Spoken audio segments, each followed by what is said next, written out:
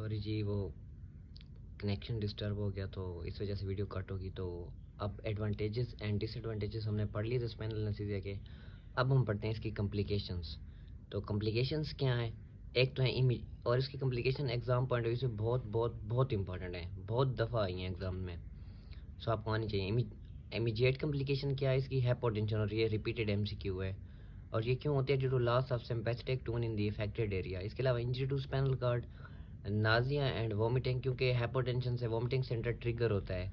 इसके अलावा पारस्थीसियाज यानी कि एबनॉर्मल सेंसेशन।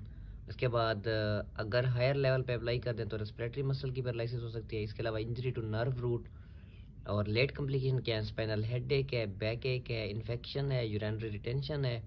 यूरिनरी रिटेंशन क्यों होती है? क्योंकि अगर गलती से भी, क्योंकि ये हम L2 के बिलो करते हैं ना, L2 तक स्पाइनल कार्ड होता है, गलती से भी अगर आपने स्पाइनल कार्ड को इंजर्ड कर दिया तो हमारे ब्लैडर को तो स्पाइनल कार्ड कंट्रोल करता है। जब ब्लैडर ही मतलब हमारे कंट्रोल में नहीं होगा, यूरिन, ज़ाहिर बात है यूरिन रिटेंशन होगी, आगे पास आउट नहीं होगा। इसके अलावा neurological impairment due to spinal cord damage, meningitis, disc prolapse और डैमेज टू एक्स्ट्राड्यूरल वेसल।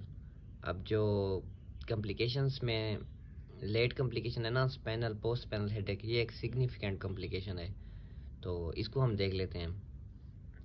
ये इतनी ज़्यादा कामन तो नहीं है, लेकिन 1 to 5 पेशेंट्स में ये कॉम्प्लिकेशन आ जाती है आफ्टर स्पाइनल एनेस्थीसिया। और ये क्यों आती है?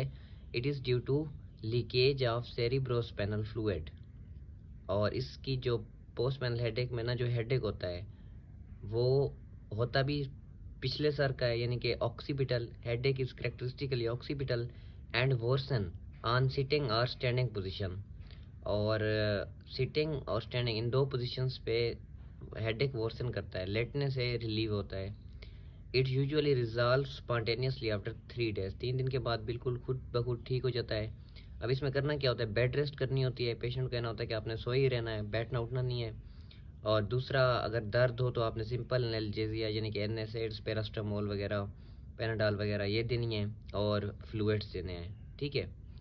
अच्छा, लेकिन मतलब कुछ पेशेंट्स में ये रिजॉल्व नहीं होता खुद से। अगर ना हो खुद से रिजॉल्व तो क्या करना है?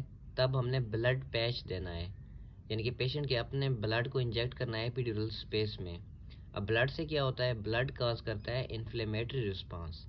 और अब सेरिब्रोस्पाइनल फ्लूइड क्यों लीक होता है? जब हमारी ड्यूरा मैटर को पंक्चर हो जाए और ड्यूरा मैटर से सेरिब्रोस्पाइनल फ्लूइड निकलता है, अगर हम ड्यूरा मैटर के उस मतलब जहाँ से निकल रहा है उस जगह को ही बंद कर दें तो ज़ाहिर बात है सीएसएफ लीक नहीं होगा। और स्पाइनल हेडेक भी सीएसएफ के लीक होने की वजह से हो रहा है। जब सीएसएफ लीक नहीं होगा तो हेडेक भी नहीं होगा। इसलिए ब्लड काज करता है इन्फ्लेमेटरी रिस्पांस, जिसकी वजह से ड्यूरा सील हो जाती है और फिर सीएसएफ लीक नहीं होता और हेडेक भी नहीं होती।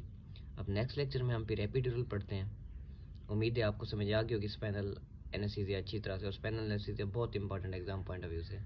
Thank you.